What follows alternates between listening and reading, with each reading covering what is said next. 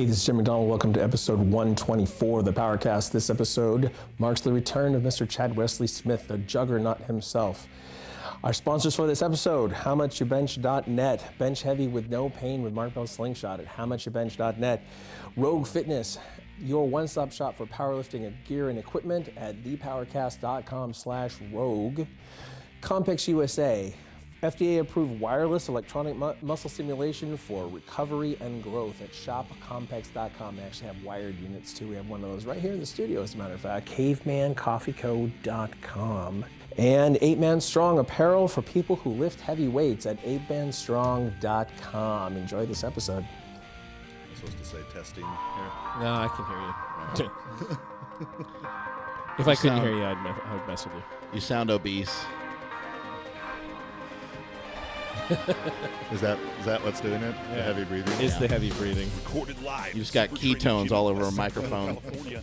This is Mark Bell's PowerCast. Yeah. Alongside Silent Mike and Jim McDonald. Everyone asks where Dick Lickerson is in all the videos. I was like, why would we? He's so ugly. Why would we put him in the videos? We're trying to get fucking views, not dislikes. He's got a good voice, but not a good face. Yeah. Yeah, literally the face for radio.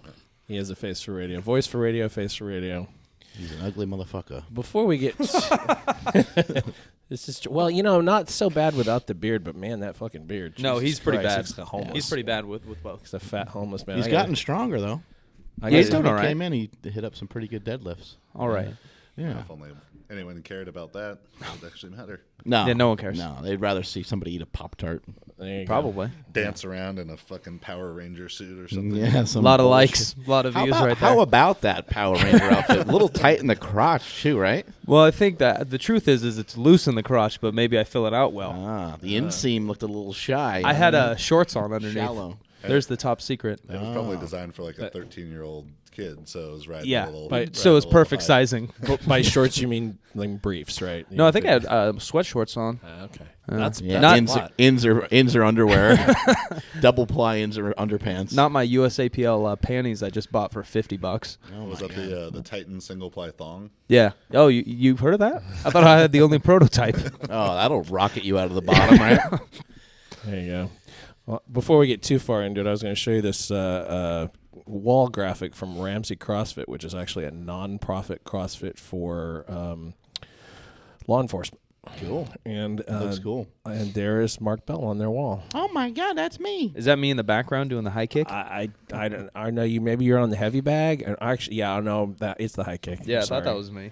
Whatever's going on down here. I like that it's kind of more of a silhouette of me. Otherwise, I'd look obese. Yeah, your As face I looks very normally do. slim right there. Yeah, that's the best my I face thought Mike ever was looked. that guy who looks like he's falling down, but then I figured out. Yeah, what is he doing? A Turkish get up. Yeah, I've never done one of those. I think it's maybe I around do the Turkish get down. around the corner, like running away. That's what that. I'm actually in there Where is lifting that? weights is what I'm doing. Where's that CrossFit? That's a good question. I bet it's international. I bet it's not here. No, it's here. Oh, It's really? here. Yeah. The guy told me where International Man of Mystery. Yeah, baby. Oh my God. Ramsey CrossFit.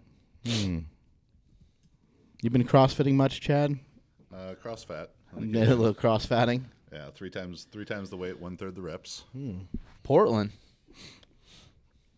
Portland Canada. Street, Calgary. Oh, see, I knew it wasn't America. I don't know why. I got the feeling. This one. Canada.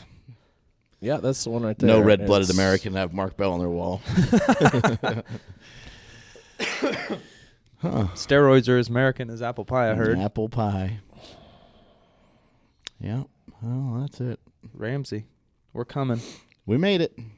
Somewhere. Something. Isn't it weird to find that like people have put you on their wall? I have a fat head of Mark in pretty my cool. living room. Pretty cool. Is that the same? A fat head? Yeah. I have a fat head. I know. So when you put your fat head on a fat head.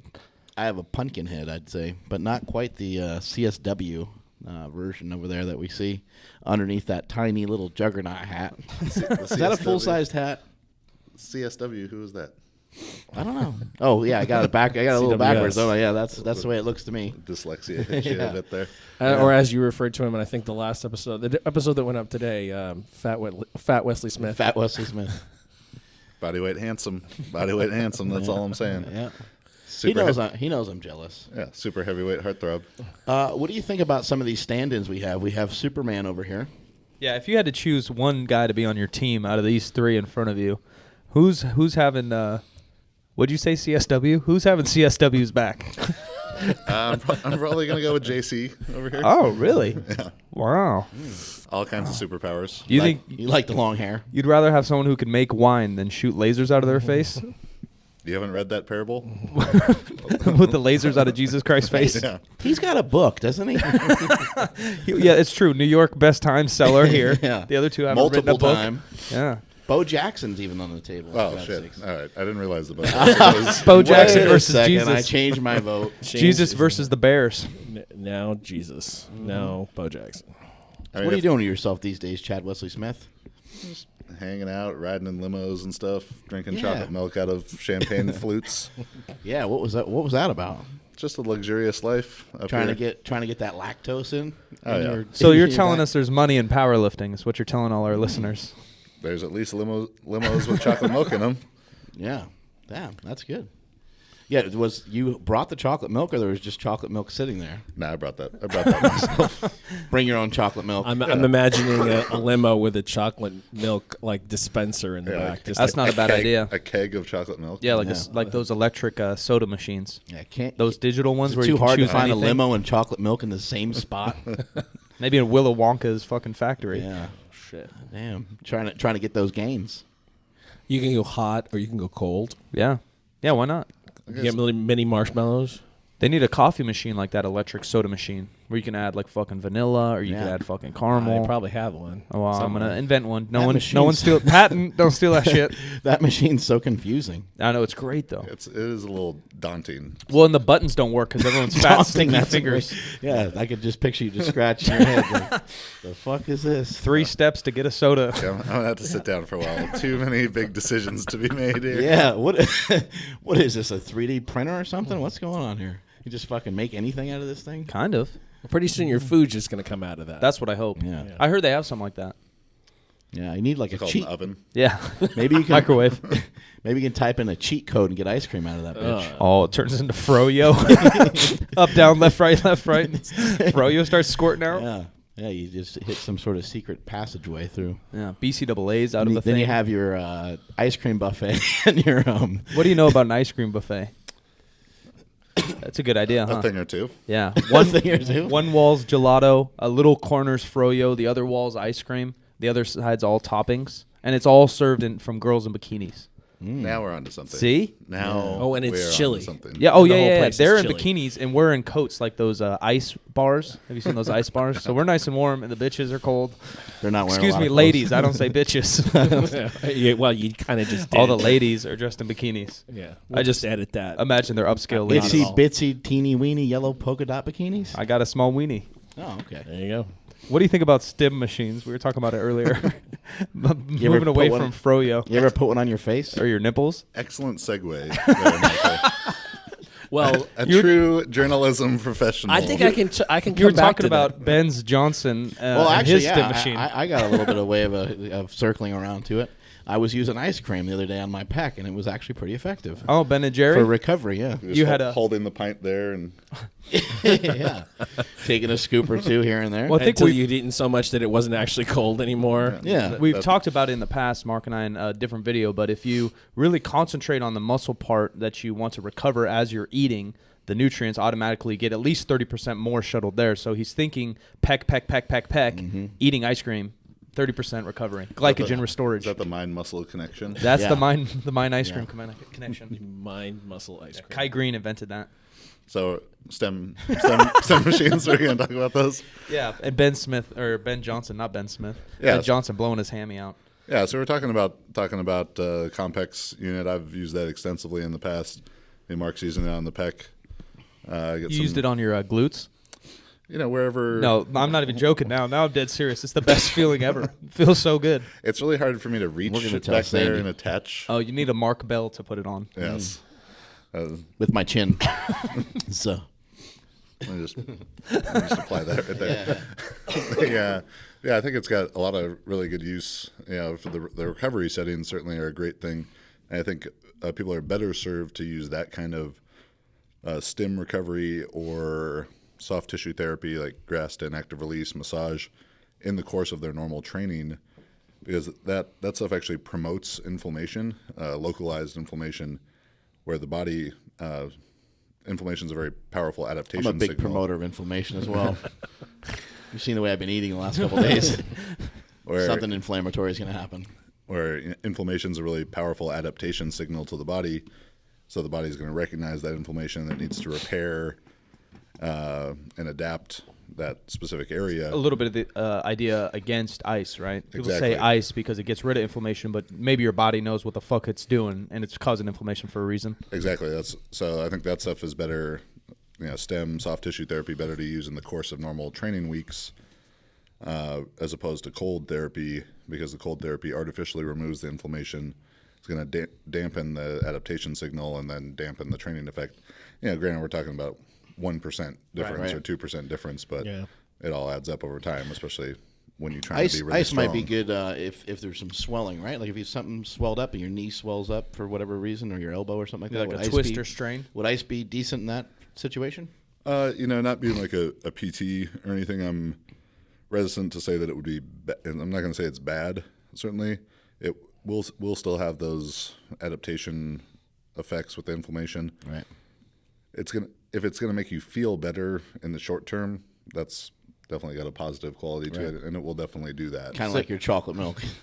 Same with some of those creams or whatever. Like, yeah, it's probably not getting rid of a strain, but you throw like a weird icy hot on it. It makes you feel better for a day. Maybe it's worth it. Yeah, I think the only thing to be mindful of with those sort of therapeutic creams or painkillers, whatever, if you're still going to go and train while you're using those, like, pain can be a useful thing in training to stop you from getting survival. injured. Yeah, it's just the same thing you're saying about inflammation. It's like, in the medical world, they want to try to get ahead of inflammation. They want to try to get ahead of pain, and so they overdose you on anti-inflammatories and painkillers. And in the training process, you're saying you just need that feedback. Yeah, I mean, the feedback of pain to avoid getting injured, because if there's pain that should be existing but doesn't because of whatever pills, and then you still train through it, and then the pills wear off, and you're like, holy shit, my shoulder or knee or pec or whatever hurts. Yeah, you could have actually done a detriment to yourself. But with the recovery stuff, I just encourage people to use the cold therapy and things like that remove inflammation, to save that all for a deload week or time right before a competition, when they're not trying to adapt anymore. They're just trying to feel good. You have wonderful blue eyes. Did I ever tell you that before? They're really icy. A few people have told me that. Yeah, and the fat pockets underneath them are quite sexy. I think they make me look very jolly. That's a perfect time of year to be jolly. You're going to be part-time Santa Claus? Yeah. I found on Instagram, I think, the world's most jacked Santa Claus. I think he maybe commented on some of our shit. Maybe I don't know. Sometimes I read shit and then I watch shit. I'm on my phone basically too much. has no I idea make up what he's stories, talking about. sometimes. But I think he commented on some shit. Maybe a podcast or something. But he's the world's most jacked Santa, or like that's his goal. So he looks like Santa, but he fucking works out hella hard. Yeah, Google world's most jacked Santa. There's going to be some weird shit that pops up. But he's commented on our stuff? I think so. And I think he's self-proclaimed the world's most jacked Santa, So who knows what we may find here on fucking... Why does The Rock pop up? This guy? That guy's really jacked, and maybe this guy. I don't remember. It was one Instagram clip. This guy is the same. Brett Favre in the bottom right. It is. It is. Yeah, it's the beard. I think because he looks like Santa too. Yeah, doesn't it might be that guy that you had your. Yeah, there's like 3 that are the same right now. I think The guy with top the selfie. 2. Yeah. Try that. I think both of those. That guy's jacked, man. Yeah, he is. Does he have a Instagram or something? If senior citizens get a pump, that guy's fucking jacked. I'm so nervous clicking this. I'm into it. I don't have anything. I'm into it. These websites are awesome. Something really bad's gonna happen all of us by watching this. Jesus Christ. He does look pretty yoked though. No, that guy's great. Oh my God, what is that lady doing? She's a b-boy. Nice. She's doing some. I don't know what that is. It's a yoga pose. Whoever invented the internet is very smart. Oh yeah, it was Al Gore, I think. Al Gore. Yeah. Oh wow. Thanks, Al. He's also Dude, he's jacked. Yeah. That was. I wonder if he does dress up as Santa. The guy I clicked on I think it was Instagram, actually like does Santa in the winter. Are you sure that this wasn't like a... It is a fantasy. dream that you were having? Yeah, your face was on that body. It could have been a dream for sure. What else you use for recovery, Mr. Smith? Really uncomfortable. Shakes. Yeah, I mean, food and sleep, of course, are going to be the biggest things that impact it. getting 7-8 hours. Even though koalas get 20? You sleep Koalas do tend to sleep 16 to 20 hours a day. sleeping by yourself or sleeping with a significant other? Or He's what are we digging talking in. about here? He's digging in. Yeah, which way helps more? Yeah, I just what saw about- an interview with Kirill where he said no drinking, no smoking, no sex the entire training cycle. What do you think about stuff like that? Well, what's a training cycle? A week? I mean, 12 I don't want to weeks? get in that fucking guy's way. He seems like a loaded gun. There is a lot of sports science supporting the idea of compassionate touching, which Like blue balls? Write that down, Mike. could be part of it. So building up blue balls the week of the meet. Got it. CSW quoted. We're going to call this episode You guys keep calling me Compassionate Touching. CSW. He made it up. CSW. It's a nickname of your nickname. It's good. Okay. But yeah, that compassionate touching is very important to recovery as well. That could be a lady friend, Yeah. Could be a dude friend. a man friend. Yeah, doesn't matter. It could be massage stuff. Like if you're really lonely, it could be like cuddling with your dog or something. Is that with the happy ending or no happy ending? I'm not sure what level of compassion is the best for recovery. Because there's a lot of still talk. I watched The View. You can judge me all you want. I like The View. I wake up. I do a bunch I of. judged you before this. Yeah. the There's view nothing stuff. changed. There's Jesus Christ on our thing here. There's no judgments in this room. I wake up. I bang out emails. I sip some coffee, and by 10 o'clock, I'm done with most of my emails. So I go to The View, clearly where I learn anything about the world. And they were still talking about sex before games or competition. Like that's an old school thing, right? Yeah. I'm sure Yeah. football, Women Mark, weaken legs. right? Yeah, you don't weaken legs. And It's in Creed. oh, really? Rocky says that he doesn't Yeah. say the whole line, though. Candace Cameron or whatever, the chick from Full House. What's with this pet shop dame? Chris, I really like her. Right? She. Kirk Cameron's wife. Yeah. So she's a hockey player's wife, Oh, okay. right? No. I think that's her cousin. I think Candace Cameron married a hockey player. Oh, okay. Kirk Cameron is her brother. Yeah, her cousin or some shit. Okay. Anyway, so pro NHL guy, pretty good. And she said for 12 years they never fucked on. Oh yeah, she's married to Pavel Bure. There you go. I know nothing about hockey. I don't know why I know that, but Fun fact. a lot of space in this head. Gotta fill it up with something. Yeah, so it's for a huge 82 head. games a year, 12 years of marriage, they never fucked. I know, Sports Science on ESPN or Yeah, I watched that too. Houston Yeah. Alexander. yeah, they had one with him. And Supposed to be a little agitated. Is that the kind of the? Houston Alexander fucked. They did like a power test and a couple other tests. One day, whatever, no sex, and then the next day, like 6 hours after he Sex? Yeah, 6 hours straight of sex. That might tire you out, regardless. But They film all this? yeah, no, the filming was hilarious. In space. He's like knocking on the door of his own hotel or something weird, and then he goes in with his girlfriend, and it just says like 6 hours later, and then he's in the gym again, like boxing.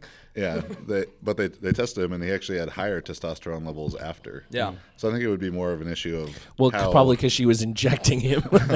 Yeah, he's jacked in that. Yeah, in that thing. I think it was more of an issue of like how each party is participating. Oh, so you got to be on bottom, is what yeah, you're saying. if you just lay there, then you get higher test levels.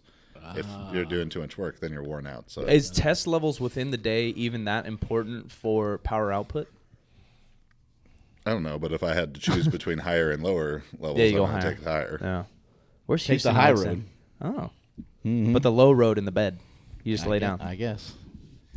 All right, ladies and gentlemen, that's it from CSW. Yeah, Sex before you lift. What else do you use for recovery? I know, like in your programming, you have a week off. You kind of a deload week. But is there anything else? Are you into compression? Are you into anything you do like immediately after a training session or before a training session that helps? Yeah, the stuff right around training is just sleeping and eating. The only other things I do during the course of normal training are, getting massage. Usually get like a regular massage every other week, and then Graston and active release therapy. What's your massage called? A fatso massage? Yeah, it's like a shiatsu, but But a little slightly different Heavier. twist. Fatso, okay. Yeah. Write that down, Mike. But heavier. Heavier. I'll get active release and Graston 1 to 2 times a week. And it's tough to kind of stay ahead of the areas that are feeling beat up. It's like for me to get massage therapy on my quads, that's like 30 or 40 minutes each leg. Right. And there's only so many hours in the day. What if you get like 3 people doing it? I 6-hand massage. Yeah. I look forward to the day where that happens. Yeah. I have like a right side therapist. Today's your There day. could possibly be a reason why the Juggernaut athletes are all female. Right side therapist. The You left guys ever side notice therapist. that? Yeah. I'll pay have for all one of your male? masseuse school. Yeah, and does he have then- one? Does he have one male athlete? You're looking at him. That's right. There you go. That's all you need, right? We need massage androids. That's what we need. Oh, that's getting Yeah. freaky. Yeah. I bet C-3PO would give it a hell of a happy ending. You guys ever watch Talk about massage envy. Tin Man hand job.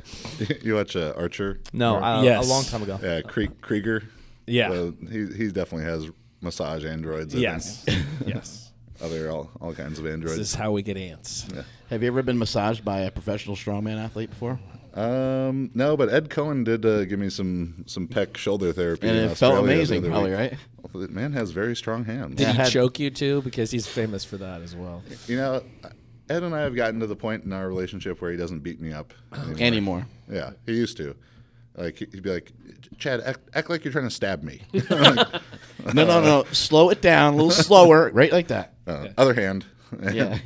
In the butt. Stab me in the butt. Not here, and then he would like block it and like punch. Watch how hard I can kick you in the face from this position. No. Yeah, then he just How blocks. about No, we? Mark egged him on. First he does all that shit, and then Mark's like, let's do it for a photo shoot. Here, go hit Mike. Like, what the fuck? Now there's pictures of me fucking dodging and dying. Yeah, Mike ran out of the room. Yeah, Tried to sick him on him. one of the Australian guys let him just punch him right in the side of the face. Like, it was like an honor. Yeah, they probably loved it. Just knock my ass out cold. That's like Jardine. Jardine's just middle of the podcast, just give him to me lightly and just jaw on the shoulder. I'm like, what the fuck did I do? Like, you've knocked out large men. I'm not ready for this. Yeah, he's pouncing on it the whole time. It was great. But yeah, sleeping, eating, massage, Graston, active release. And then the week of competition, usually about 10 days out, I'll start doing contrast shower every single day. It's like 3 minutes hot, 1 minute cold for 3 rounds, so 12 minutes total. Talk about shrinkage. Hey, now.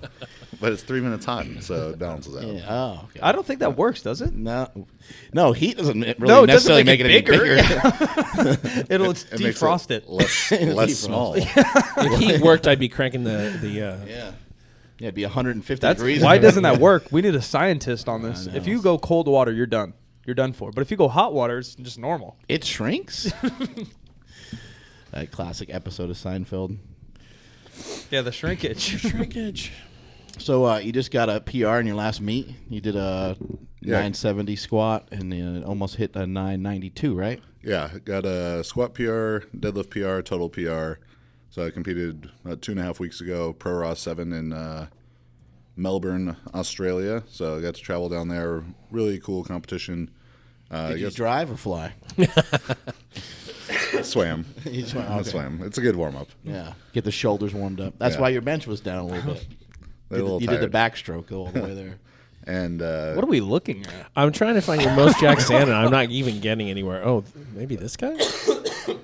but yeah, really good competition down there. They set it up a little bit differently. It's actually, I guess, technically an unsanctioned meet, but So your shit didn't count? yeah. Well, I also had slingshot stuff on, so Oh, it never counts. yeah, multiply slingshot cuffs, and so they only have 5 men's weight classes, 3 women's weight classes, so it becomes very competitive, because people aren't spread out so much. So I got to go head to head with Odo Manuel. He's from New Zealand, but now lives in Australia. He was a professional rugby player. Yeah, beast of a dude. Yeah, so we came into the meet, exact same PR total, 23:14, 1,050 kilos.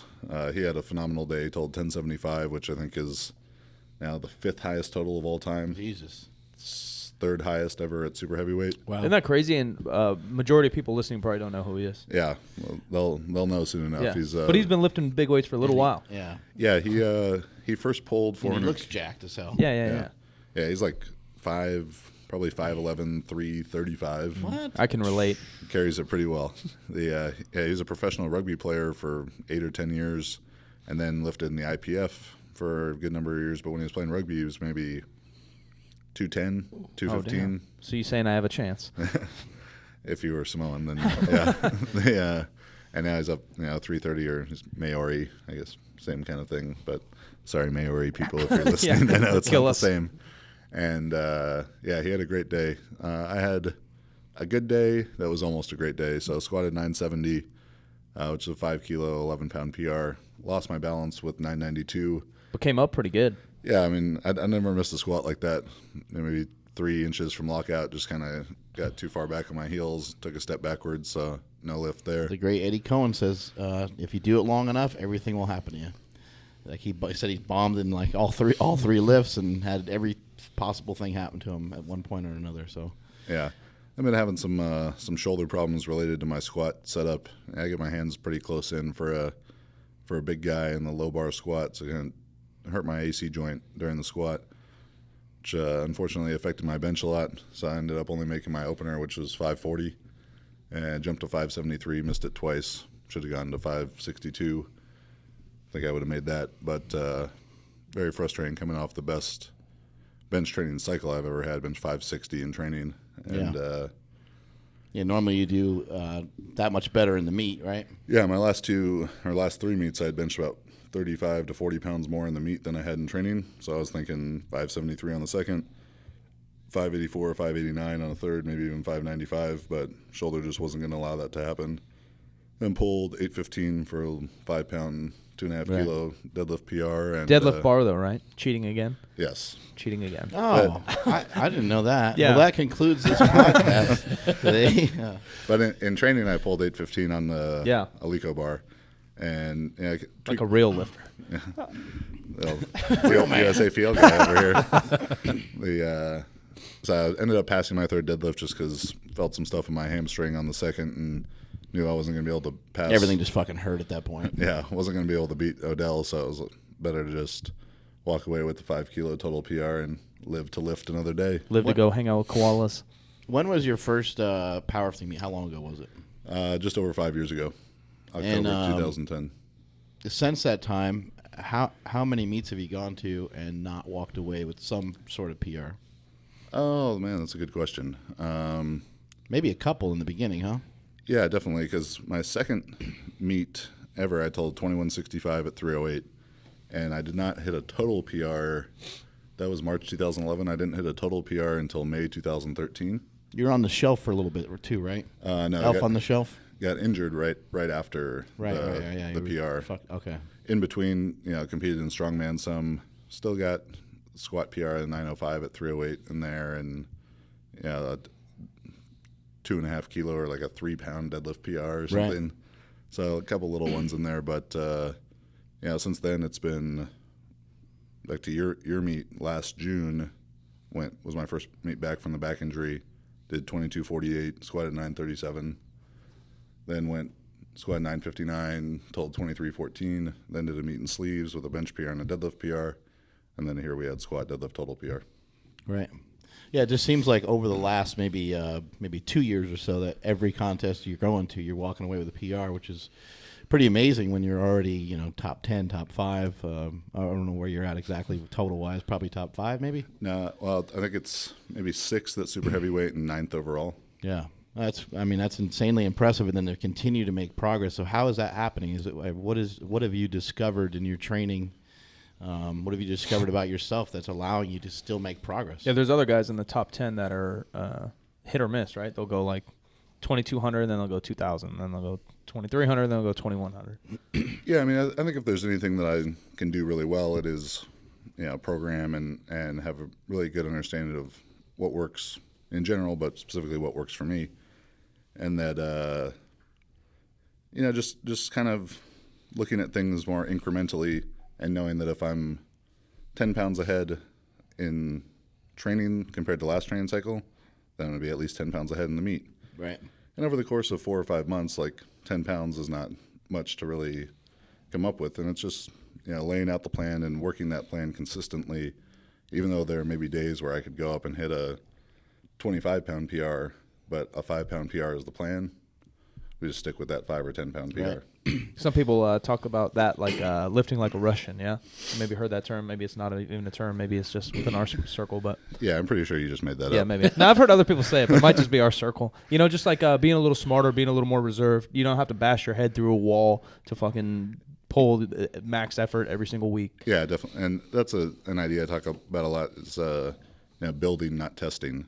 That if I went a 12-week training cycle or a 16-week training cycle and hit 0 PRs in it, but that resulted in a big PR at the meet, I'd rather have that one great day of competition than 50 good days of training. Right. But that's a mindset too, because a lot of people are driven by the PRs every week, and if you're driven by the quality of training that's not associated with a PR, you're probably going to be able to hang in a lot longer with that kind of approach. Yeah, I think it's kind of like delayed gratification a little bit, and it might not get as many Instagram likes or as many YouTube subscribers that I'm not PR all the time, or like these crazy big sets to failure or something, but just work the plan. And if you want to be a competitive powerlifter, it's about the competition, the meet, not about the training. Yeah, you're squatting nearly 1,000 pounds now, and if you do a training cycle before you get back in your knee wraps and stuff, and you're handling high 6s and mid 7s and stuff for multiple reps and multiple sets,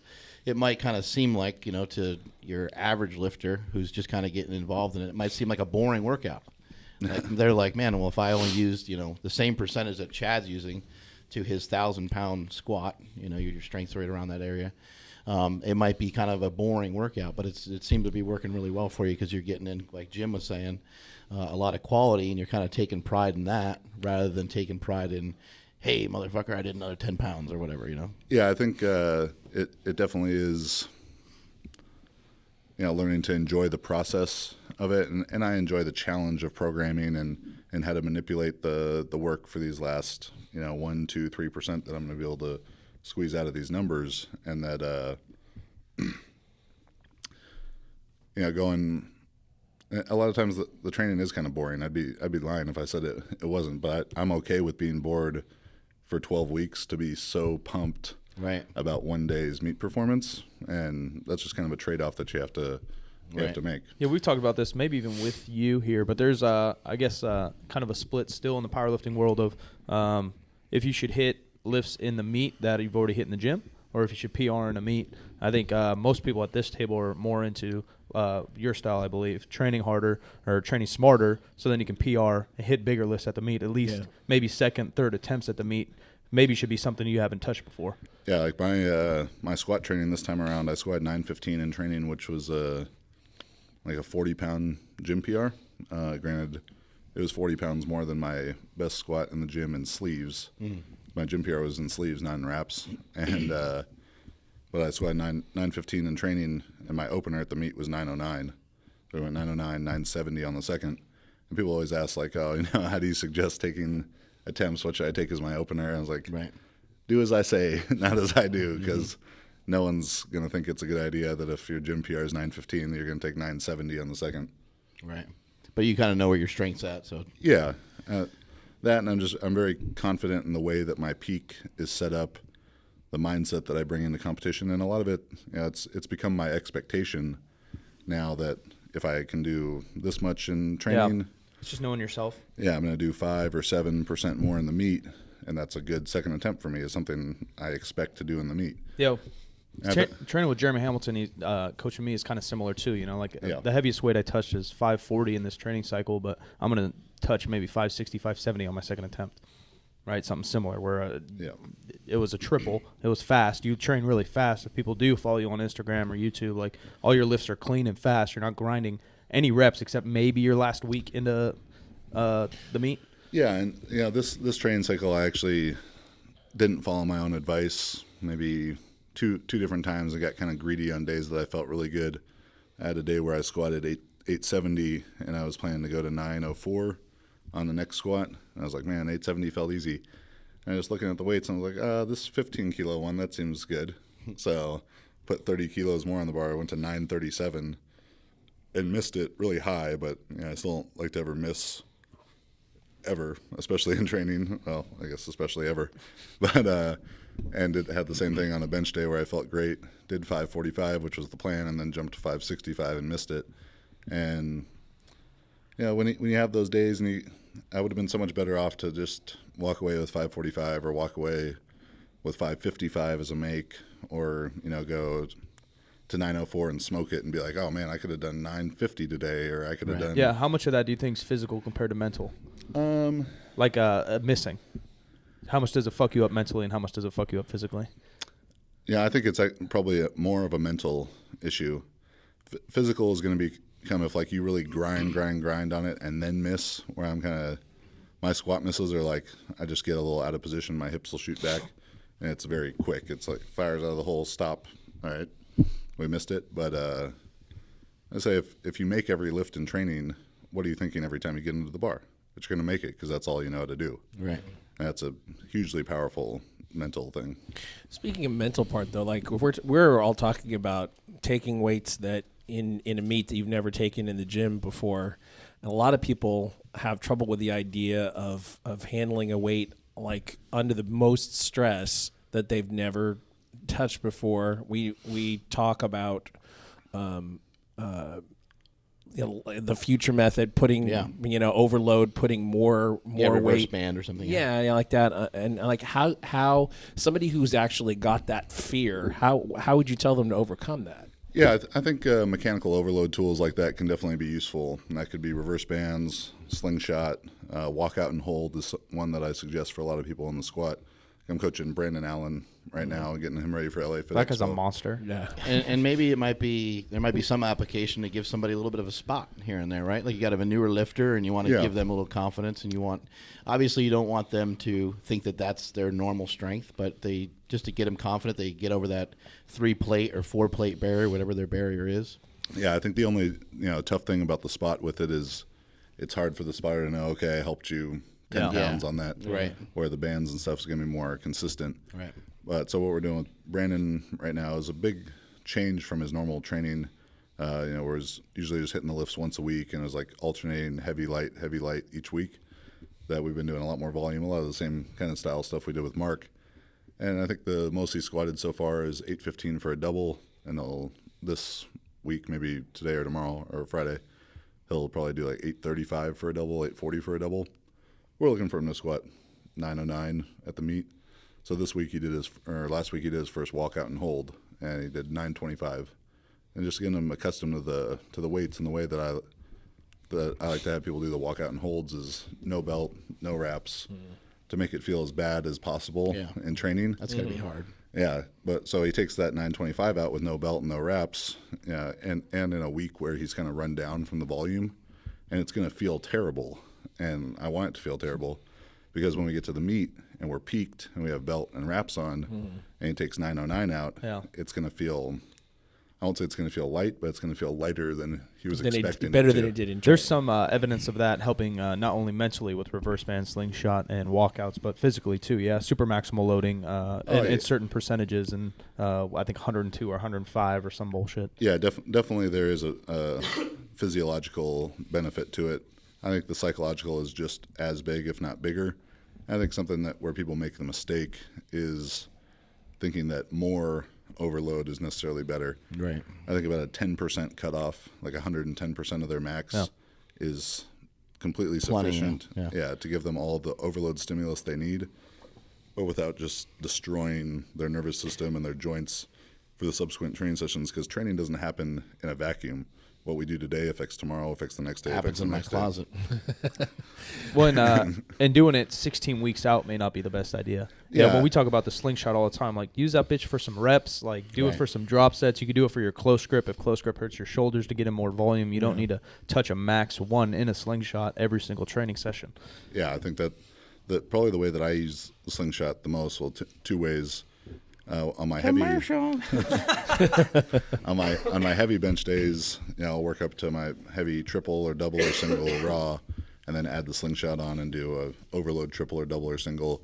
And a lot of times when my shoulder's feeling beat up or my elbows hurt, I'll just put the same weights on that I planned to do for that session, but just do them with the slingshot.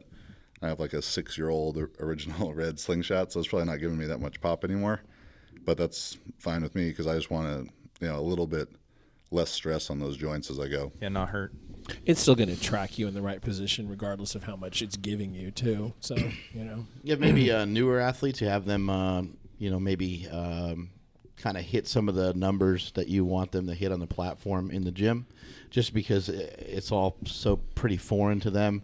So maybe they say a certain amount of weeks out, maybe they do a squat as you would perform it in a contest, walked out, waiting for a signal to squat, waiting, squatting to proper depth, and then getting a rack command, and then same thing in bench press and so on. Yeah, I think for less experienced lifters, it's going to be a lot harder for them to take weights in the meet that are so far over what they've done in training. So they're probably going to need to either do more mechanical overload work or just train closer to the percentages, just because it takes a while of competing, and this is going to vary person to person on just how they mentally respond to it. But to take that energy of the meet Right. and make it the difference between that nervous energy being a positive effect form or a Right. negative effect form. You think some of that's inherent? You know, we talk about gamers in NFL or NBA or basketball or whatever, high school, you know, people just suck in practice, but then game time comes and they're fucking studs. You think that some of that just, you're born with it in powerlifting even? I don't know that you're born with it, but it's definitely being created probably before anyone does their first meet. You know, that if your parents always patted you on the back and said, good job, you know, you probably have like better self-esteem or more confident about it. So I came up through my athletic career, you know, I'd always throw the shot put farther in meets than I did in training. That started when I was 8 years old. Did it from when I was 8 to when I was 24, and it pretty much always happened. Yeah. So it became my expectation. It's a good lesson. I mean, you have positive experiences. It's going to make everything more positive, make everything easier. When you were a kid and you were throwing, you're probably throwing a couple feet further than a lot of the other kids. And then once you got to more into it and you got to like national stuff, then maybe there was some guys who were like, okay, shit's starting to get pretty serious, you know. But yeah, but before you ever got to that national stage, you had a great feeling about it. You're like, man, this is great. I'm learning a little bit of technique. I'm starting to lift some weights, and I'm just murdering people. This is awesome. Yeah, I think it's something important to understand too with individual sports, you know, throwing, powerlifting, weightlifting, that staying inside yourself and focusing on your own performance is so important, because now with social media, it's easy to get caught up and look on Instagram and see the guy who you're going to be lifting against. Oh man, he just hit this PR, he hit that PR, he's lifting this much. I got to do more, I got to do more, People I got to are do more. terrified of Mike's dance moves, for example. Everybody's been working on their dance moves for this USAPL meet. No one has ever danced since they saw me dance. They just all retired. I don't blame them. You've ruined dancing for everyone. I think that sometimes when I see Milanchev squat, I was like, Yeah. what's the point anymore? Yeah. But Why I don't even even want to post this video anymore. But Also ran. yeah, it's like, you know, staying inside of yourself and focusing on your own performance, because if someone else is out there hitting PR, that's great, and it might motivate you to work a little bit harder, but you don't want to change your plan and get so caught up in that, because you can only lift the weights that you can lift. That's where it differs from other sports, maybe. Yeah, like you can hit a PR and have a great meet and lose, because if that person's stronger than you, they're just stronger than you. And of course, you know, I'm very competitive and I want to win, and you know, Odell Manuel beat me at that meet, and that bothers me. Did I hit a PR? Yeah. Am I that pumped about hitting that PR? Not really.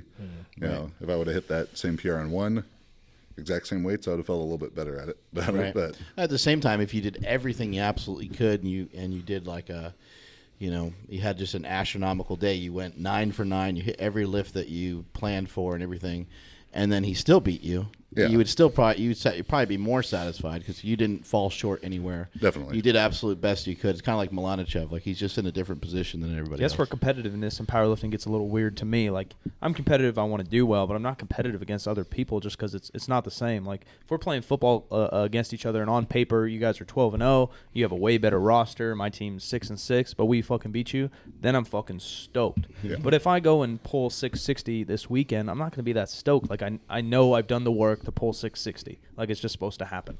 yeah, and that is, you know, football, basketball, like there's only one winner to every game, and not to be like sappy participation ribbon here, but like, you know, powerlifting meet, if you hit PRs, Yeah, you did your job. yeah, you did what you could do. If someone's just better than you, so be it sometimes.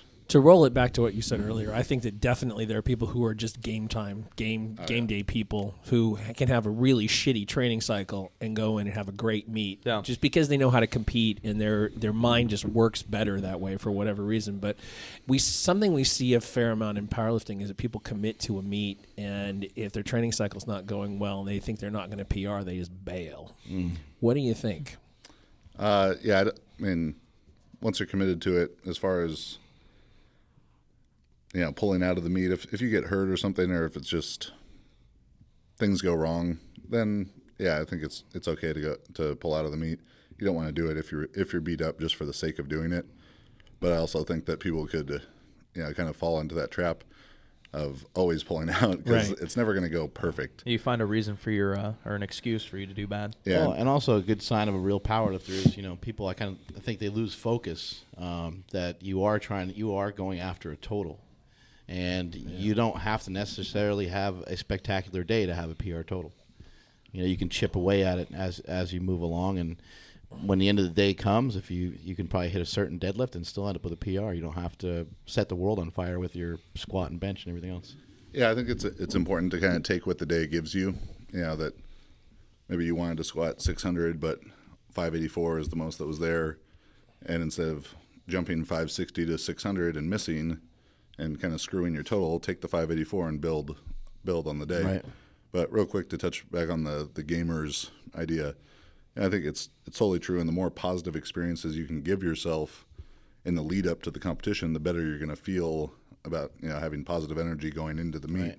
And So don't miss your fucking lifts. You Well, I think idiots. it has a lot to do with training and not training. Like I grew up in a little bit maybe different culture than powerlifting and basketball, but like every game day, like you're getting a fucking haircut. Every game day, I'm laying my fucking dope socks, my lucky draws, like everything laid out. I have shoes for my away games. I have doing shoes whatever for my you home can to games. feel good.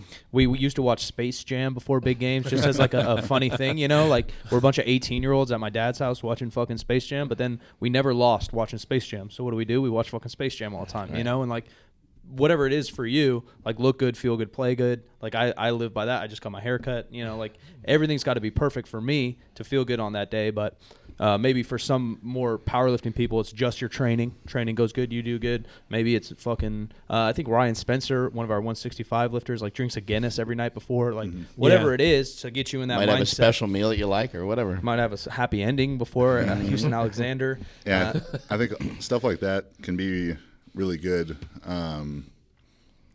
The last thing I wanted to say, I guess, about being a gamer, the more practice you get in competition, the better and more positive experiences you have with it, the more likely that competition energy is going to be used positively for you rather than overwhelm you with nervousness or anything. But stuff like that, little routine kind of things, I just tell people you got to control what you can control. Don't worry about what you can't. Like you can control getting your haircut, you can control what socks you wear, what meal you eat, that sort of stuff. But if you have, I just like this bar, I need this song playing, like that stuff you don't get to control at a meet. So if you become reliant on it and then the song you don't like plays at the meet, what are you going to do? You're going to go home like... I came in like a wrecking ball. You have that queued up for me, right? Yeah, ready, yeah. You just walk up to the platform with like a boombox on your shoulders. Yeah. Mark could that'd be be smart. Yeah, Mark could be your hype man. Just The old school. He's not allowed in the Hold room, it. actually. Say anything. yeah, just hold it above your head, say anything style. My bikini girl with my total on it. Oh, yeah. What happened to that? Why do they do that in Russia and not here? Sometimes they're topless. I don't know Yeah. about that, but I would like that. No, they are, Yeah, right? when Milanchev squatted 992 for the first time, they had the ring card girl Topless. walk out with what weight was on the bar, and she was topless. Yeah. They should just write it on her naked. Yeah. Jesus Christ. I'm starting my own federation. That's amazing. How'd that happen? Let's get Hugh Hefner involved. So let's talk about your book. Your book is about how to be fat and how to pick up hot chicks, right? Yeah, that's the bonus section. So that's when Oh, you I know thought that that you're- was like the entire basis of the whole book. The boner bonus. The boner, yeah. That's when you know you're really strong. If you can be this fat and still have a hot girlfriend. What were you saying? You're fat to what was the ratio you gave me? The Just like a fatness to hot girlfriendness ratio. yeah. He said it's like an all time high. Yeah. It's a PR. But I'd like to think of myself more as fuscular than as fat. You are. Which You I'm are not muscular. If A little bit of fat, a little bit of muscular. I thought I meant fucking muscular. Yeah, Yeah, both. yeah. The Fat yeah, jacked is the other one we use a lot. fact. Fat jacked. Yeah. Fat jacked. Jet. I just want to combine the words. But new book is called Juggernaut Training: A Thoughtful Pursuit of Strength. And it's That cuts out a whole lot of people. Yeah, I was going to say, I'm glad you're thinking about it. I do the thinking for you. Yeah, and it's really, it's been 3 years since I released Juggernaut Method 2, 5 years since the first one. This is really just a ploy to make money, right? Big man's got to eat. All right, okay. I just wanted to make sure. There's not a lot of useful information in the book, right? Just want to make sure everybody understands. Yeah, and I purposely didn't call it Juggernaut Method 3.0 because it's so much more than any of the other ones were. Just in the 3 years since I wrote Juggernaut Method 2.0, I had won my pro strongman card, competed as a pro, added almost 200 pounds to my powerlifting total, rehabbed 2 herniated discs, sent 30 guys off to play college football, trained, I think I have top 5 lifters right now in super heavyweight, 165s, 242s, 308s, 114s, American record totals in some of those. It's just so much more knowledge, and probably coached, 1,000 people, something like that, at seminars across the world. Right. Seen so many more problems that lifters have, and understood how to fix them. It's just really a reflection of all that growth of knowledge. Talking to guys like Dr. Mike Israetel, Dr. Quinn Hennock, all these really great minds in maybe a little bit different fields, weightlifting, sports science. Your travel mobility. must have helped you quite a bit with the knowledge you acquired, because you're going. Well, now you've been going over to Australia a little bit, and you've been all over the United States competing and stuff. How has that impacted some of the knowledge you've gained? Yeah, I mean, just the more people who are passionate about what they do that you get to expose yourself to, and who are experts in their field, the better. Expose yourself to. Hey now, Chad. Have them expose themselves to you, whichever way. Whatever.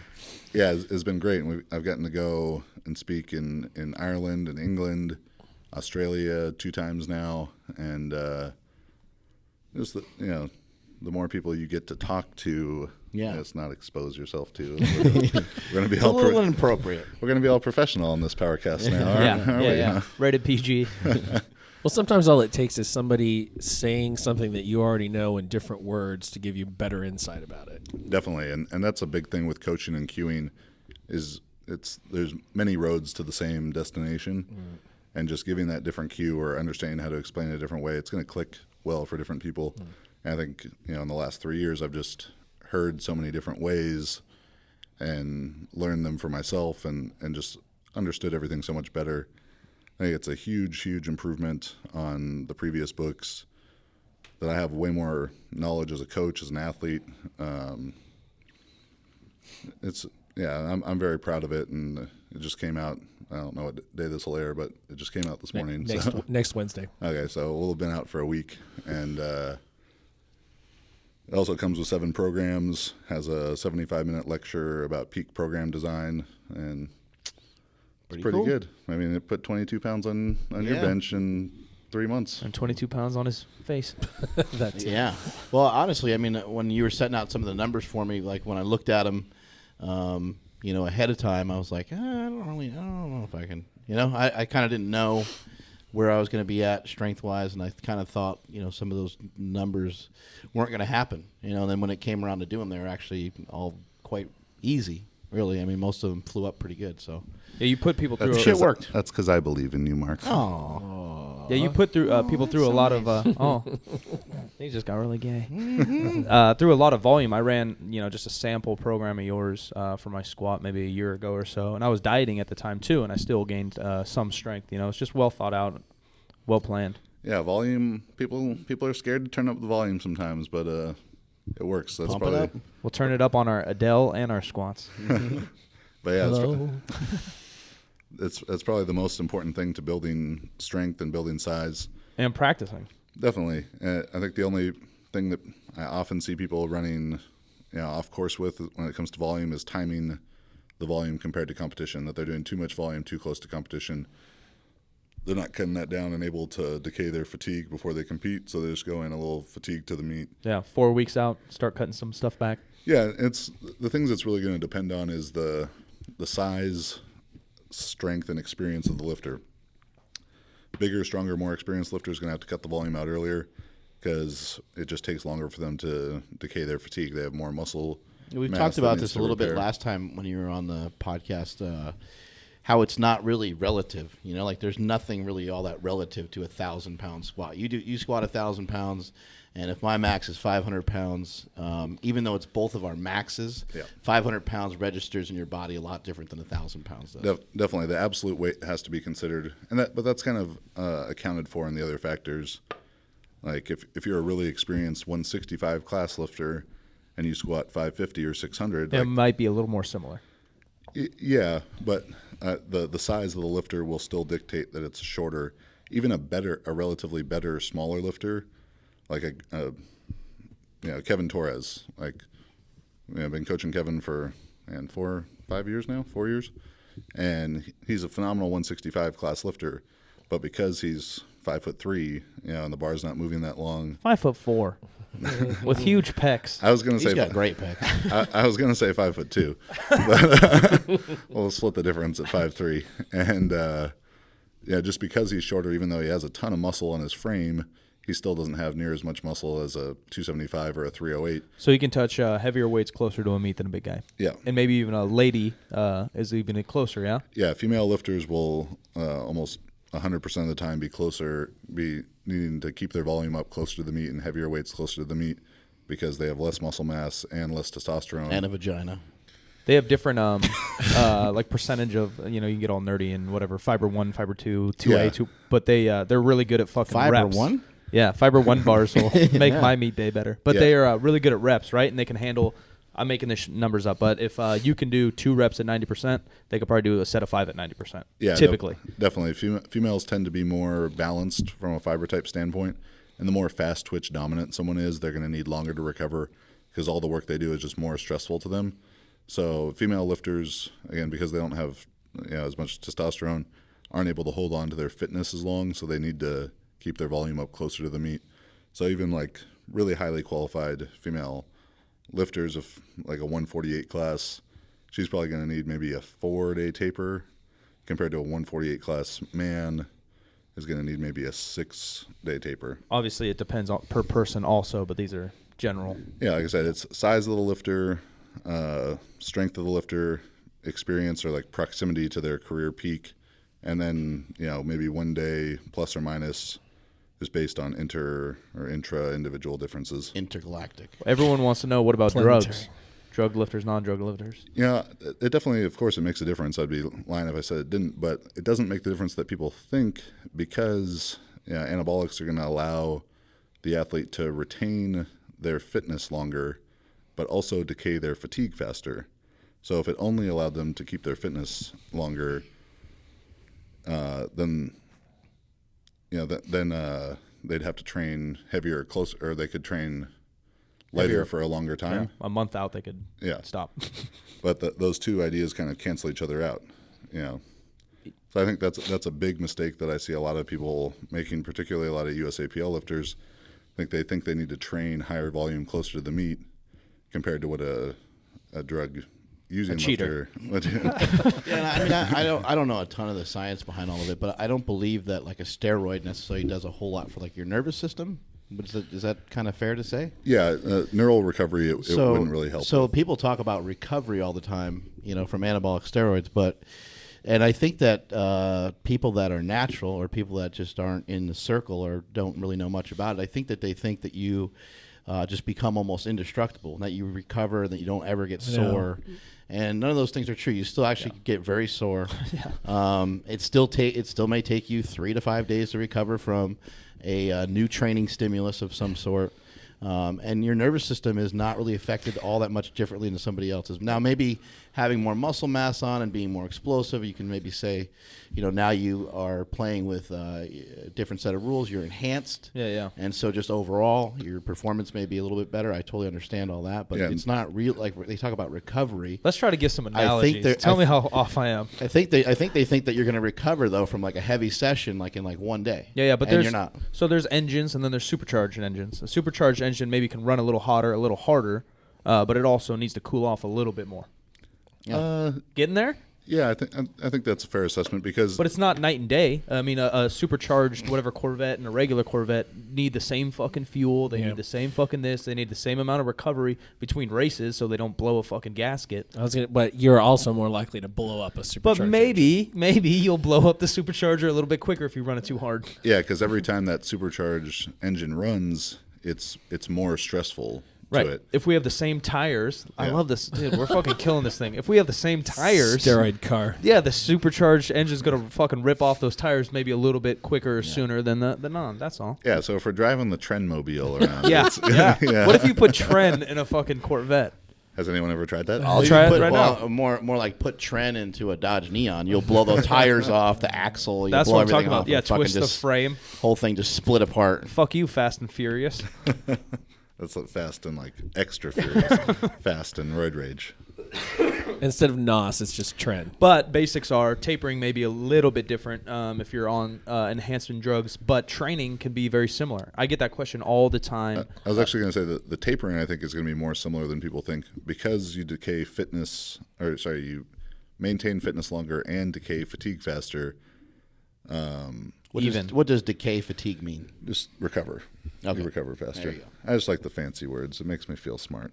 It's a question of how shitty do you feel or how good do you feel. Yeah. It's a half empty, half full. Yeah, and I think I have an article I wrote called Snowflake Training that addresses all these inter and intra-individual differences as far as MRV, exercise selection, and how to go about choosing the different factors that are controlled by these genetic differences or gender differences or experience differences. And in the article, Dr. Mike Israetel wrote an excerpt about the use of performance enhancing drugs and how that also affects them.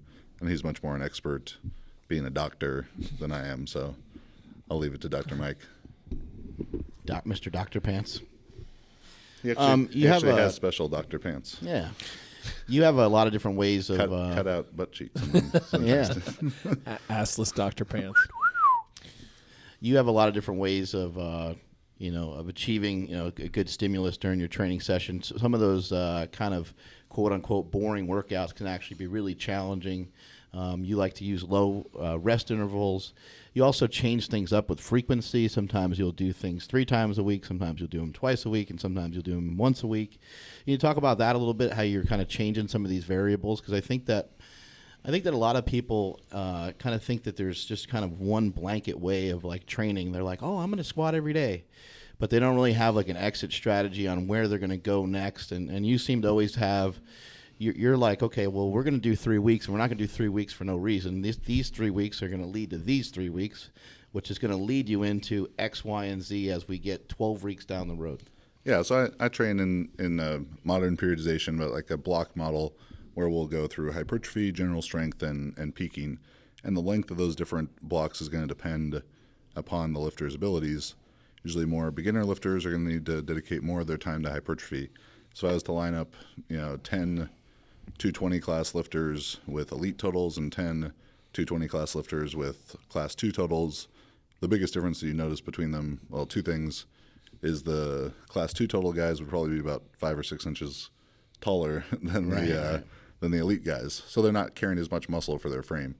So the biggest difference between beginner to intermediate lifters and intermediate to advanced lifters is how much muscle they have and how do you build that hypertrophy. Hypertrophy, being 60 to 75% load for 6 sets of 6 to 12 reps, and that's driven by increased volume from week to week to week. So if we had maybe, let's say 6 months of training to do for a beginner lifter, they might dedicate 3 months to hypertrophy, 2 months to strength, 1 month to peaking.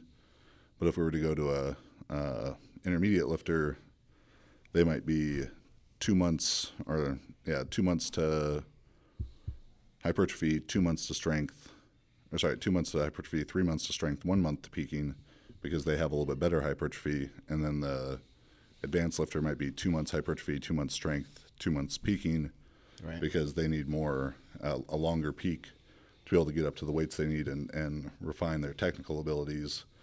Because when you, of course, volume is a great way to practice technique, but the only way to truly practice maximal technique under maximal weights is to lift maximal weights. 85 or above. Yeah.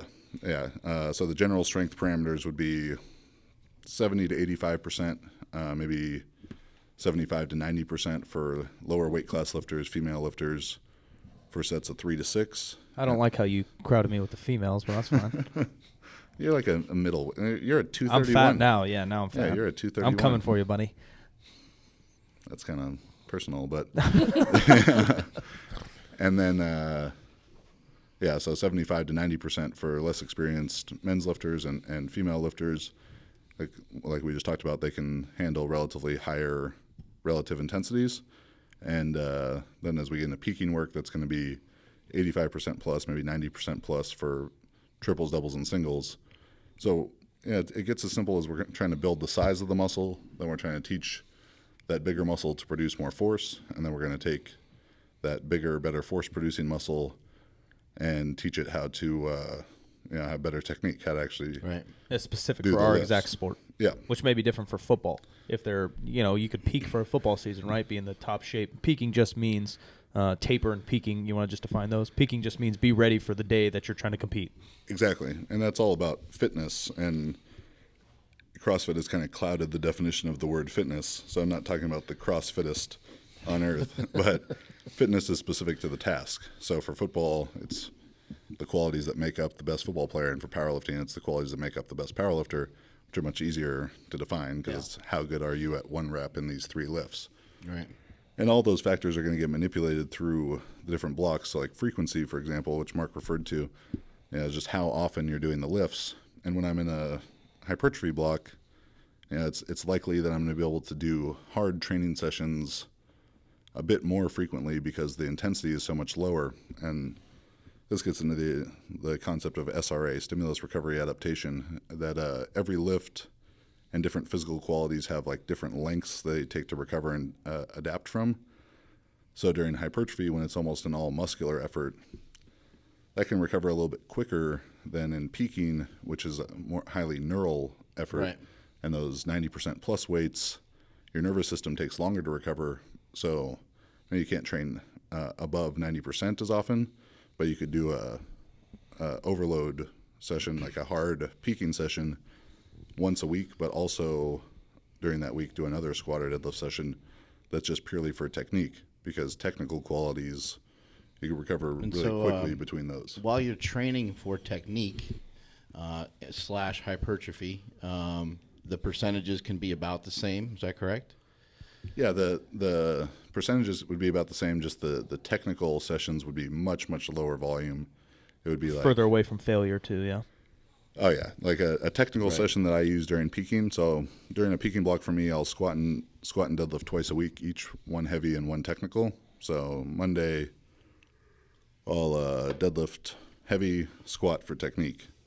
Heavy deadlift session is going to be like 90% plus for doubles or singles. When you're working on technique, is the rest interval short, or is it just whatever rest you need to lift perfectly?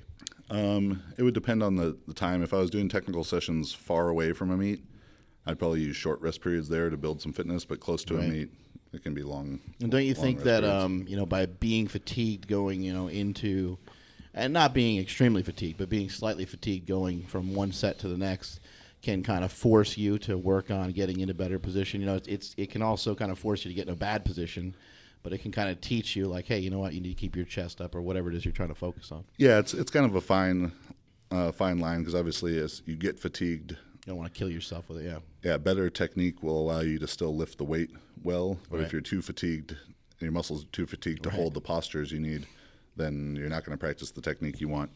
So as I use those light sessions, like I said, I'll have my heavy deadlift session on Monday and then a technical squat session. And that's maybe going to be 3 or 4 sets of singles or doubles, like 50 to 60%, so very light. And then Friday, those will flip. Squat heavy, technical deadlift session, 3 to 5 singles at 50 to 60%. Yeah, the concept of CRV? MRV? Yeah, sure. SRA? SRA. Of like neural fatigue or a certain exercise or a certain type of set fatiguing you longer recovery time or whatever. Mm-hmm. That is can translate into the lift itself, right? Yeah, the different, Rather than just hypertrophy or power. Yeah, Each lift is different. yeah, different lifts have different SRA curves. Deadlift usually being the longest. Right. Conventional deadlift being longer than sumo. Low bar squat being longer than high bar squat. Curls being the least, maybe you could. Literally, though, I mean, when people talk about squatting every day, you could probably curl every day and be fine. Yeah, I mean, Obviously, volume and weight and intensity play a role, it but would become like a tissue integrity thing Right. of your bicep tendons. yeah, rhabdo or some shit may happen. Oh, rhabdo. But yeah, the different lifts have different length SRA curves, and optimize, figuring out what that is, and we don't have like an equation for it. So you could use, stuff like HRV might help you a little bit, but probably just observing what you're doing and getting a good feel for it is going to be the best thing to develop that optimal frequency for you. And when you're in hypertrophy or general strength, you can probably train with higher frequency of the overload sessions. And by overload, I don't mean mechanical overload. I just mean like hard training sessions within those percent and rep parameters I talked about. You can do those more frequently because you can be a little bit fatigued and still do, 75% for sets of 6, right, or 65% for sets of 10, because you can get a little out of position and still make the lift, but you need to be more recovered during peaking because you're not going to make 95% for one or 100% for one if you get out of position or if you're fatigued. Right. So you need to be well recovered enough to be able to lift the weights you need to lift. Yeah, and one thing that I end up seeing sometimes is people are, sometimes it seems like they have everything high. Everything's blasting on all cylinders. And you can't really do that, right? You can't have your frequency high and your intensity. I mean, unless, like we've talked about earlier, you have a plan to get to another spot eventually, because eventually you'll have to cool off on some of that, right? Yeah, I mean, they all kind of need to balance and reflect each other. And usually if frequency and volume are high, then intensity needs to be relatively lower. You can do something like a Bulgarian system, which is high intensity, high frequency, and that'll work well, but for a limited time. It has limited application.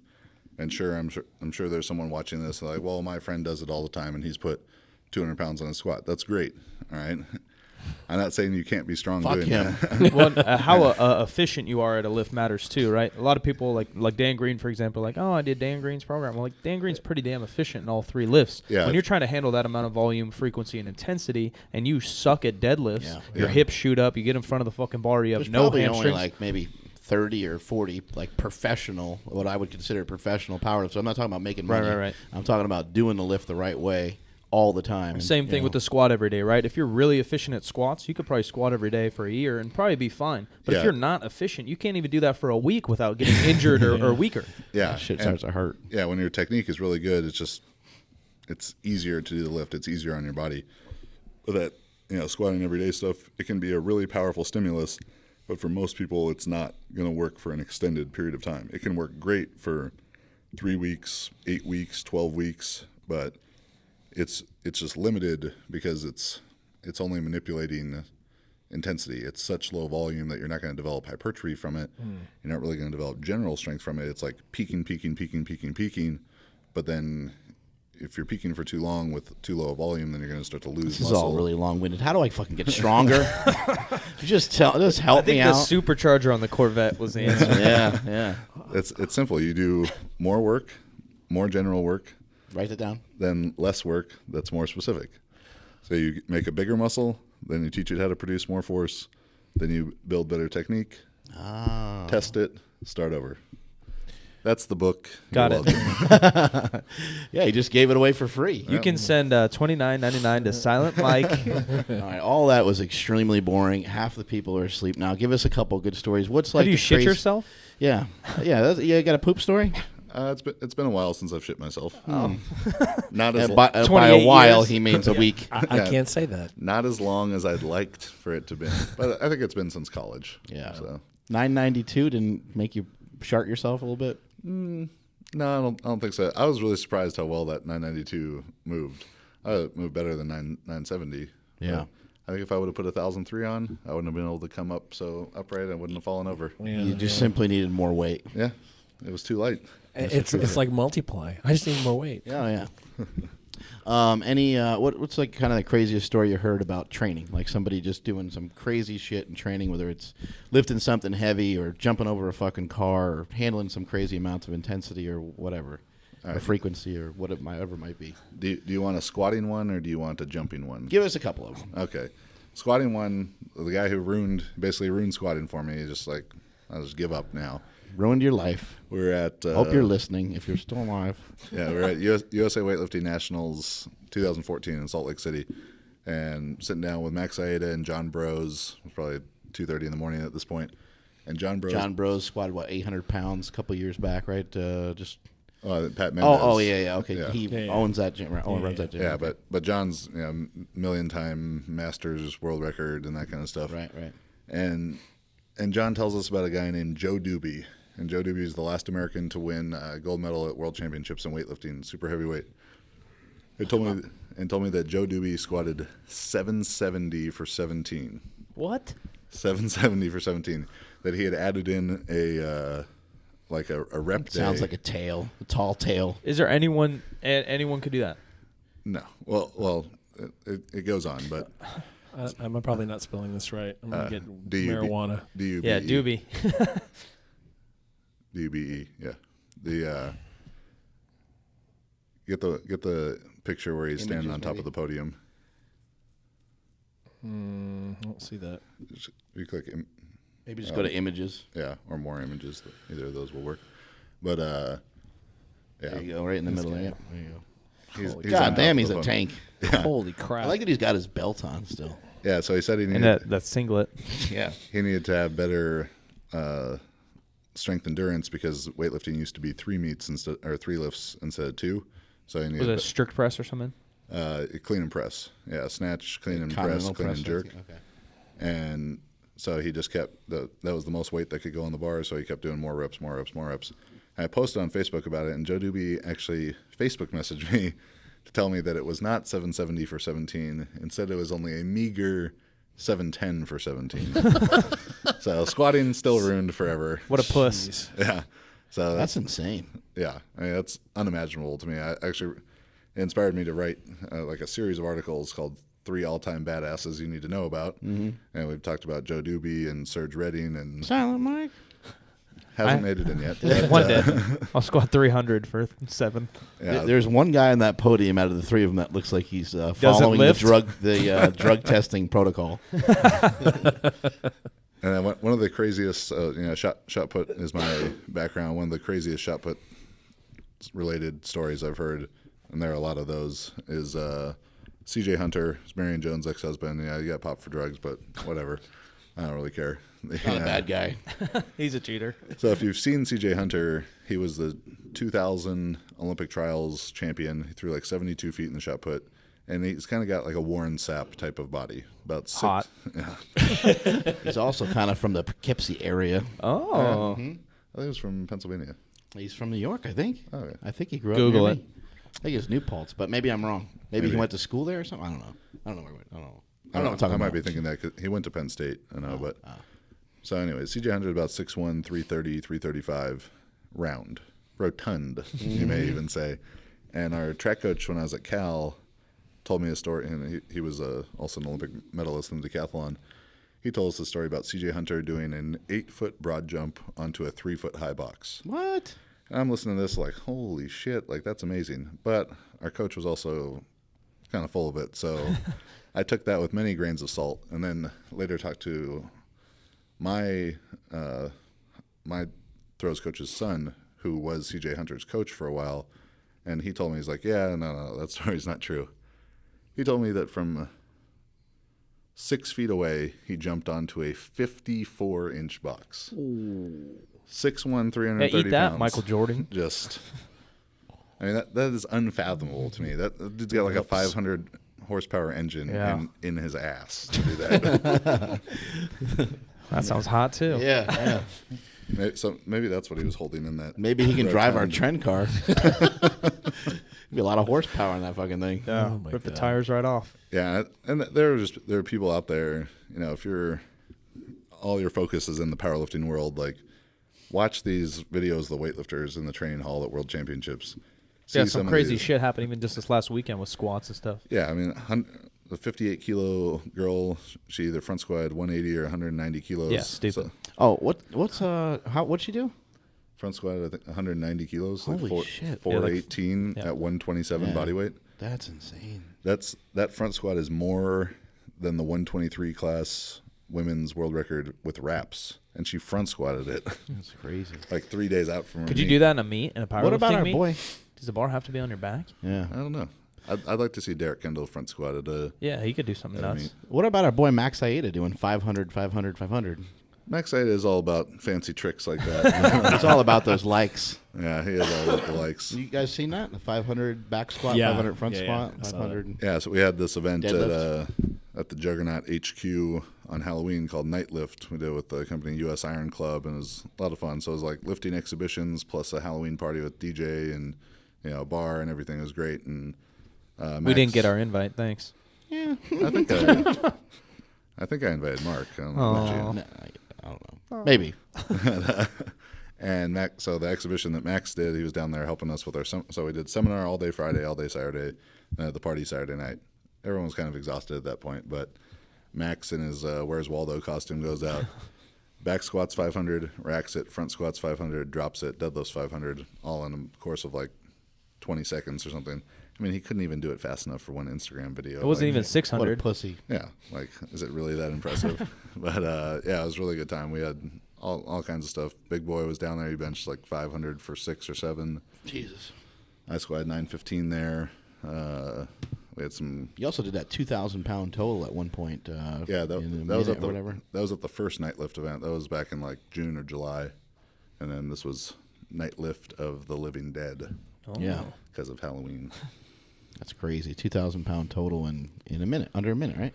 I think from the time I started the squat, like started on the way down with the squat to when I locked out the deadlift was 34 seconds. Oh, wow. You're fast. It's cross fat for you. Not fast enough for Instagram, though. That is cross fat at its finest. Did you know that you could do that, or I mean, Yeah, it wasn't that hard. what was the to be squat? honest. 800. I went 775, 500, 725. So You warm up for everything, or not really? yeah, I think I went to like maybe 585 squat, 405 bench. You just kind of bounced around from one thing to the other. Yeah, one warm up set of squat, one a bench, one Yeah. a deadlift. Just kind of kept adding a plate as we went, and then went and did it. The thing that made that tougher is that week was like the busiest week of travel and stuff that I'd ever had. You might have been here I was. the week before, yeah. Yeah, like so I was in Florida the weekend before, tried to do that 765 squat pyramid. Oh, Then got home on Monday morning, flew here on Tuesday, lifted, PowerCasted Tuesday and Wednesday, hit like that deadlift PR 740 for a double or something. Then went back to LA. Then Marissa and I flew to Atlanta for her to compete. So flight Atlanta on Thursday. She competed on Friday. Flew back to LA Saturday morning, and then did the 2,000-pound total Saturday night. So I'd woken up in Atlanta at like 5:15 in the morning, so 2:15 California Where time. am I? Yeah, flew home, got home at like 9 or 10, took a nap, ate, went and did the 2,000-pound total at like 11 o'clock at night, That's crazy. and then had the Sheko Koklayev seminar the next day, and then slept the whole next week, Hibernated. full koala status. Damn. And the squat pyramid, the one rep that you missed, what was it? You worked up to 775 or 765 or something like that? Yeah, so it was 135, 225, just adding plates, 765. And like the first plates on there were bumper plates, and they were like mismatched plates. Right. And the timing of it was a little mismatched. Yeah, it looked crazy. It looked fucking crazy on the video. The first couple of warm-ups I did outside as like the guys were getting ready to, like they were like practicing the loading, like the timing of the loading. We're getting pretty sketchy. Like I was like that every time. And so I ended up missing the 765. Right. But the plates were going literally to the very end of the bar, almost to where the guys were having to keep their hands on it. It just made the bar so whippy. And luckily for you, we captured that moment in time forever, and we stuck it on the cover of Power Magazine. Yeah. It ended up being a great photo. Yeah. And sorry to burst everyone's bubble. I missed that squat on the cover of the magazine. But His quote too, when I said, "Hey, you look like you squatted this really high," he said, "Oh, I got much deeper than that." And I said, was "Said not- by every multi-ply lifter ever."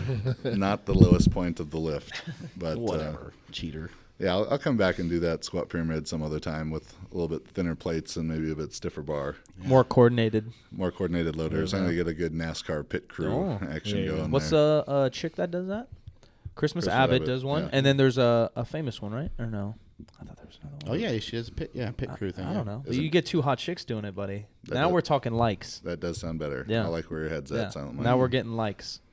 At least 1,000. Did you guys see the guy that did what was it, 710 or 705 squat in like I don't know, he did like 8 seconds. Is that for a triple? Yeah. He just like His last name is Olympic- Seim, S-E-I-M. I think he's from either Georgia or Azerbaijan or something. And his training hall at Worlds 705 for 3. Just boom, boom, boom. Like unracks it, squats 3 reps, and re-racks it in the Instagram video. I don't even think he's got a belt on or anything. Does he have Yeah, they anything? don't care. Yeah, he did 705 for 10 with just like a little weightlifting belt, like, and crushed it, and has done, I think they said 840 or 850 with no Looks belt. like a giant baby. A strong giant baby. Yeah, strong giant baby. All right, well, where are you off to next? Well, tomorrow driving over to Reno, American Open. Support all the Juggernaut athletes. You got any powerlifters there? I do not have any powerlifters there. Well, yeah, Marissa's really the only USAPL. We're going to force him to help Ryan Spencer. That's yeah. about it. He'll be fine. Yeah, so I think there's supposed to be 990 weightlifters competing, plus a USAPL meet, plus a strongman contest, plus a jump rope contest. Oh, that's where you're going, right? I'll definitely be getting in on some mean double Dutch action there. Plus a blizzard's coming in. Yeah. Double Dutch is more like Dutch oven. I'm here for the Dutch oven contest. Double Dutch They're oven. like, no. Double Dutch oven. That sounds hot. All right, Mr. Chad Wesley That Smith. literally does sound hot. It'll probably get really humid in this double Dutch oven. Oh, yeah. Yeah. Sauna. Tell everybody where to find you. And where they can buy your book. You can buy my book at store.jtsstrength.com. It is Juggernaut Training, A Thoughtful Pursuit of Strength. Very proud of it, so please go check it out if you want to learn more about the ideas in this big head. And then at Juggernaut Training and at Chad Wesley Smith on Instagram, Juggernaut Training Systems on YouTube and Facebook. And Maybe you should put that hat on Mike's head so they can see what the hat would normally look like on a normal human being. It'll probably fit over my regular hat. Oh, yeah. There you go. There you go. Perfect. Mm-hmm. Oh, yeah, looks. Yeah, so go check out all those places and jtsstrength.com. Thanks for having me on, gentlemen. Instagram, Twitter. He already said it. He just said it. Oh, he's Where said have it. you been? Yeah. I don't know. I'm drunk. I'm high off the coffee right here. Drunk. That's a great answer. He was to anybody. mesmerized by the hat. When they're shitty, Yeah, no, the hat really. I was like, when they're staring at it. shitty I could drivers tell. on the road, I I could always tell. just say they're drunk. It's a good Yeah. excuse for anything. Oh, I'm drunk. Yeah.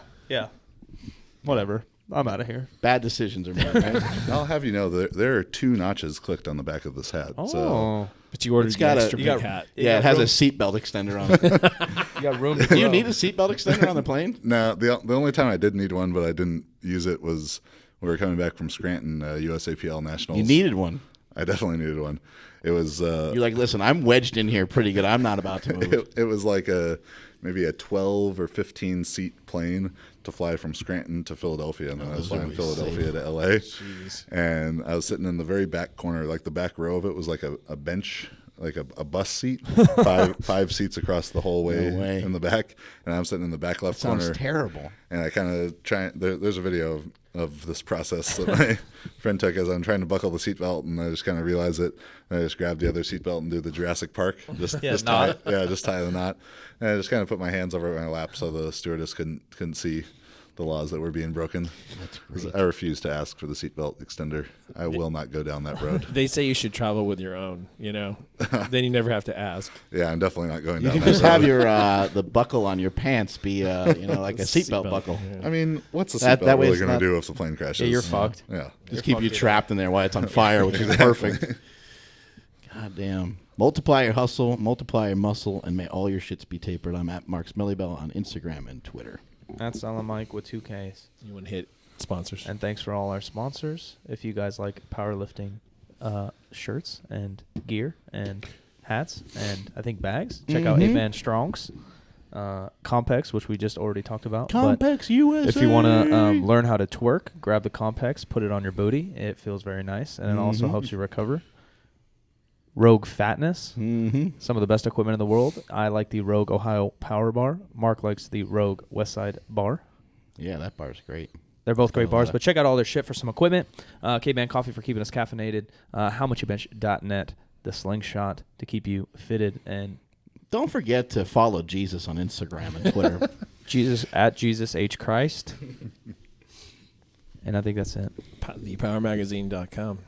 And thepowermagazine.com, the newest issue with this beautiful face on it. I have to. You can get it digitally or on paper. I'd suggest both. One of my favorite Twitter accounts is actually MLB Jesus. It's awesome. really? I'm Jim McT, STTV, on Instagram and Twitter. Follow the show on Instagram at Mark Bell's PowerCast, Facebook.com/SuperTrainingGym, Twitter and Periscope at SGGymSack. And we're out.